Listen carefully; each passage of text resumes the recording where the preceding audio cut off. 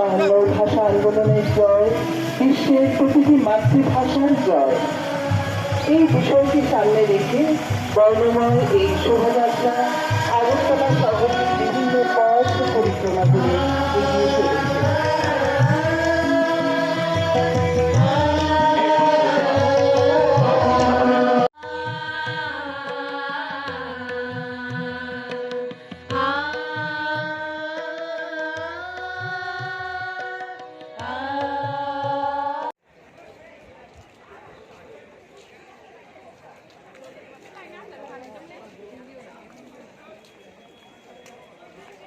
ধন্যবাদ আপনাদেরকে। শুরুতেই আজ আপনাদের জানাতে চাই যে আজ 21শে ফেব্রুয়ারি,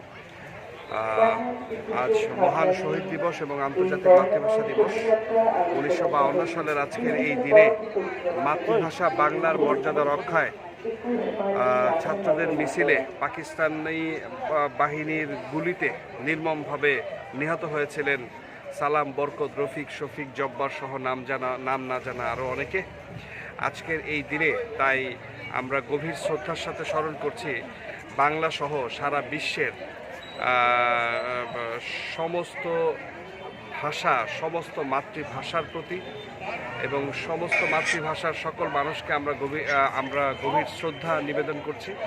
আমরা গভীর শ্রদ্ধার সাথে স্মরণ করছি সে সমস্ত মানুষের যারা তাদের এই আত্মত্যাগের বিনিময়ে যারা এই ভাষার জন্য যারা আত্মত্যাগ করেছেন তাদেরকে আমরা পরম শ্রদ্ধার সাথে স্মরণ করছি। এই বাংলা ভাষার মর্যাদা রক্ষার এই 1952 সালের এই সংগ্রামে নেতৃত্ব দানকারী সর্বকালের সর্বশ্রেষ্ঠ বাঙালি জাতির পিতা বঙ্গবন্ধু শেখ মুজিবুর রহমান সহ সকল সংগঠক এবং সকল সংগঠক বৃন্দদের।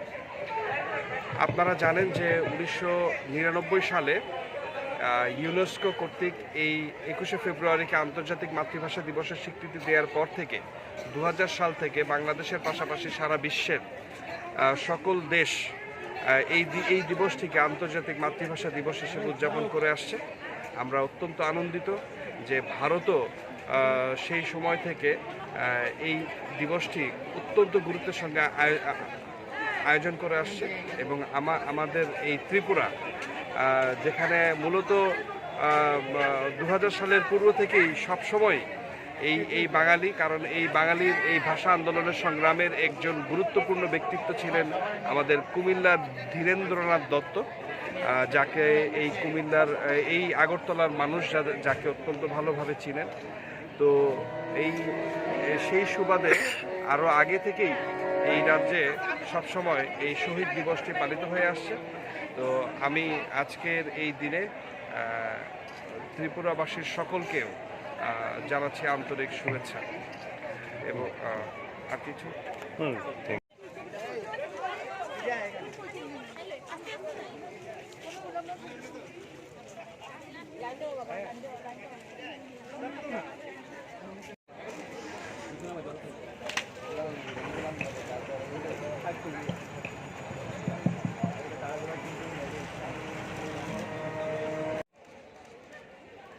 Hmm.